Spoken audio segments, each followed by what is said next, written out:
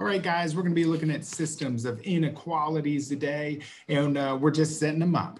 Mandy is buying plants and soil for flower bed for her mom. The soil costs $5 a bag, and the plants cost $12 each. She wants to buy at least 6 plants and can spend no more than $100. Write a system of linear inequalities to model this situation. All right, so as we read through this, you'll notice that we have two things that are going on. We're going to be buying bags of soil and we're going to be buying plants. And what they tell us is we cannot spend any more money than $100, okay? And so that relationship goes to the soil and to the plants. So what I'm going to say is, well, let's go ahead and put soil down as S, okay? And this will be the bags of soil.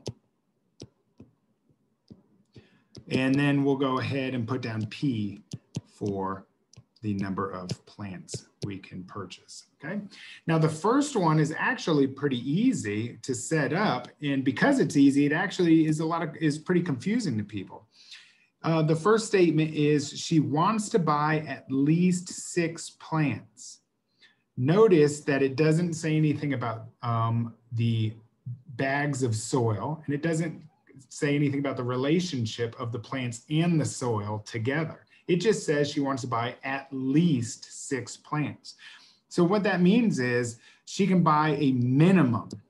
She wants to buy a minimum of 6 plants, or in other words, we want to say that the number of plants can be greater than or equal to 6. And there it is. There's our first inequality, okay? Now the second inequality is a little bit more complex because she is stating in here, or the word problem is stating, she wants to spend no more than $100. Well, when she spends that $100 or less, she is buying soil and she is buying plants. So there's 2 things that are taking place. So the first thing I'm going to do is I'm going to go ahead and throw down the 100.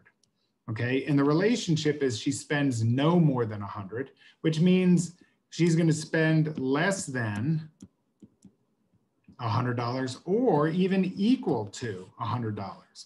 Okay, so we're going to go ahead and put that down. She wants to spend no more or less than or equal to $100.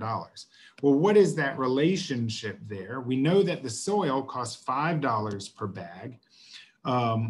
We know that the plants cost $12 per plant, okay? So if we want to find out how much she spends on soil, we know the first bag is $5. If she buys 2 bags, it's $10. If she buys 3 bags, it's $15.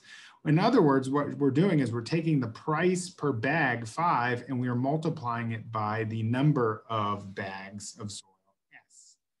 And then we're going to add that cost of the bags of soil to the price of the plants. Now the plants are $12 a pop.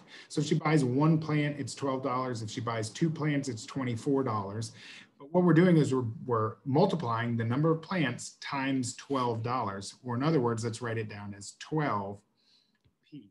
And now what we've done is we've said the cost of the soil plus the cost of the plants has got to be less than or equal to the total cost that she wants to spend of less than or equal to $100.